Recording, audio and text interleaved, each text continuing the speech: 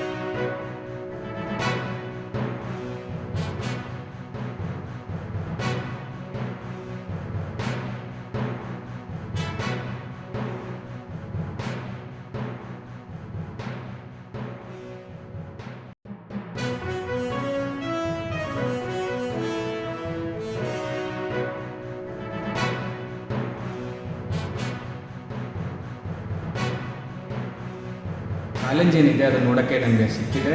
ಅದರಿಂದ ನಾವು ತುಂಬ ವಿಸ್ತಾರ ಆಗಿ ಈ ಚಿತ್ರಕಲೆಗಳನ್ನು ಮಾಡಿದ್ದೇವೆ. ಹಾಗೂ ಇಲ್ಲಿನ ಸಂಸ್ಕೃತಿಯನ್ನು ಅರ್ಥ ಮಾಡಿಕೊಳ್ಳಲು ನಮಗೆ ಅವಕಾಶ.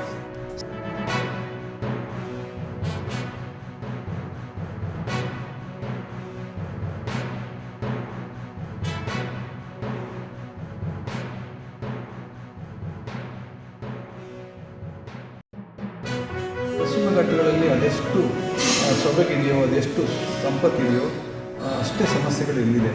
ಆ ಸಮಸ್ಯೆಗಳನ್ನು ಮತ್ತು ಸೊಬಗನ್ನು ಎರಡನ್ನೂ ಒಟ್ಟಿಗೆ ಕಲಾವಿದರಿಗೆ ತೋರಿಸೋದೇ ಈ ಕಲಾ ಶಿಬಿರದ ಉದ್ದೇಶ.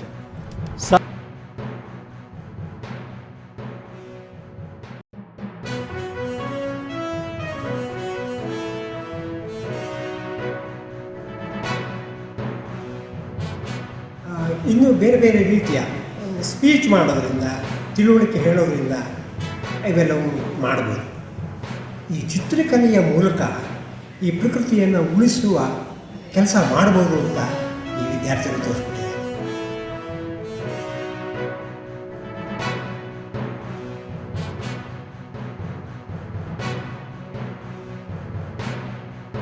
Are getting a lot of inspiration from with regards to our projects. So at Sara we highlighted points of development that is harming the ecosystem and the Western Ghats overall.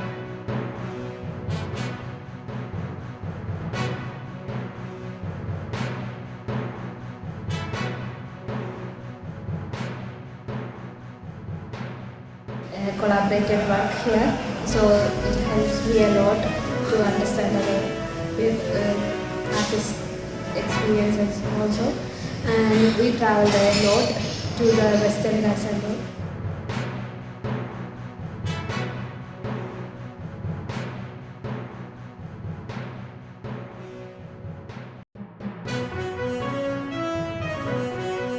Sara Film invite किया था।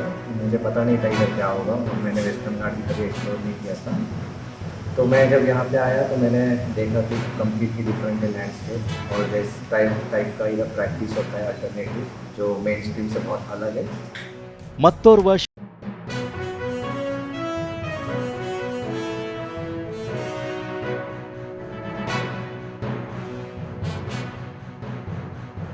Stories वगैरह या कैसे migration हुआ एक time के बाद या लैंड डिस्ट्रक्शन हुआ, ये बहुत ही इंपॉर्टेंट चीज़ लगा मुझे इधर आके। यहाँ पे ब्यूटी के पीछे बहुत कुछ ऐसा डिस्टर्बिंग और भी चीज़ें हो रही है, माइनिंग हो रहा है, माइनिंग की चीज़ें क्वेश्चन मार्क हो रहा है।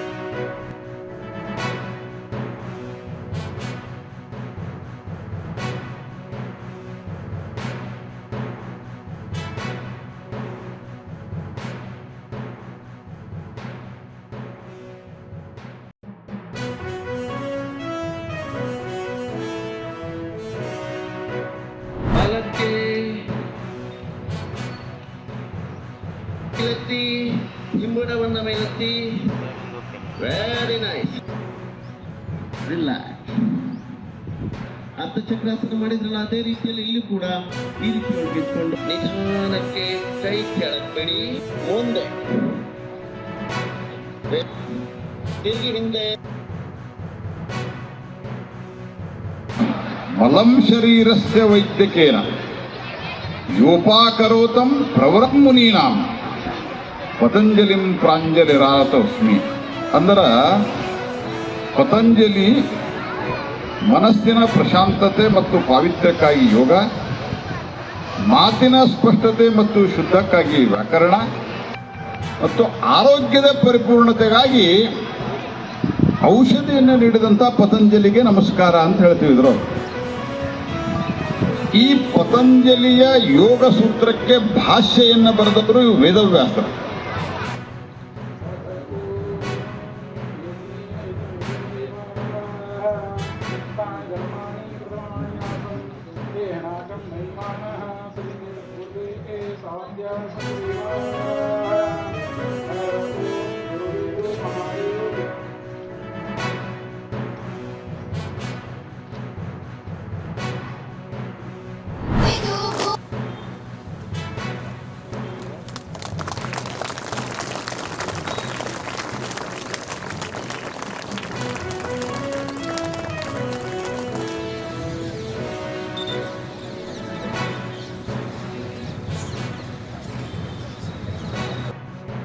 ಸ್ಪಿರಿಚುವಲ್ ವೆಲ್ಬೀಯಿಂಗ್ ಅಂತ ಏನು ಹೇಳ್ತೀವಲ್ಲ, ಅದೆಲ್ಲದನ್ನು ನಾವು ಅಚೀವ್ ಮಾಡಬೇಕು ಅಂದರೆ ನಮ್ಮ ಪುರಾತನ ಕಾಲದಿಂದ ಪ್ರಸಿದ್ಧವಾಗಿರುವಂತಹ ಒಂದು ಯೋಗ ಅಭ್ಯಾಸವನ್ನು ನಾವು ದಿನನಿತ್ಯದಲ್ಲಿ ಮಾಡ್ಕೊಳ್ಬೇಕಾಗತ್ತೆ. ಯೋಗ ಅನ್ನೋದನ್ನು ಇಡೀ ವಿಶ್ವಕ್ಕೆ ಸಾಕಷ್ಟು ಗುರುಗಳು ಪರಿಚಯ ಮಾಡಿಸಿದ್ದಾರೆ. PKS ಅಯ್ಯಂಗಾರಿಂದ ಹಿಡಿದು ಸಾಕಷ್ಟು ಜನ ವಿದೇಶಗಳಿಗೆ ಹೋಗಿ ಯೋಗ ಸೆಂಟರ್ಸ್ನ ಓಪನ್ ಮಾಡಿದ್ದಾರೆ. ವಿದೇಶಿಯರಿಗೂ ಕೂಡ ನಮ್ಮ ಭಾರತೀಯ ಪರಂಪರೆಯ ಒಂದು ವೆಲ್ನೆಸ್ ಬಗ್ಗೆ ಪರಿಚಯ ಮಾಡಿದ್ದಾರೆ.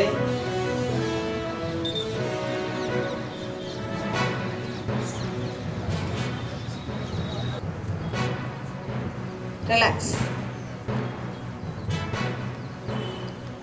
ಈಗ ಅಪೋಸಿಟ್ ಸೈಡ್ ನಿಧಾನವಾಗಿ ಉಸಿರನ್ನು ತೆಗೆದುಕೊಳ್ಳಿ,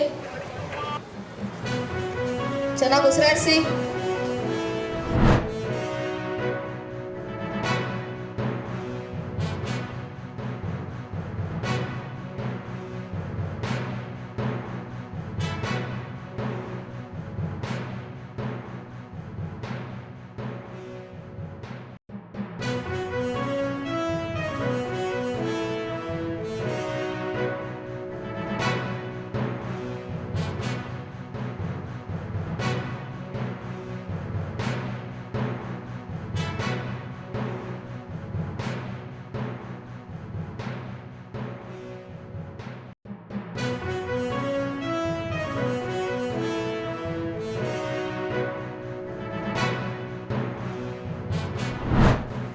ಆದ್ಮೇಲೆ ಎಲ್ಲ ಸುದ್ದಿಗಳನ್ನು ನೋಡಿದ್ರಲ್ಲ, ಏನು ಅನಿಸ್ತು ನಿಮಗೆ?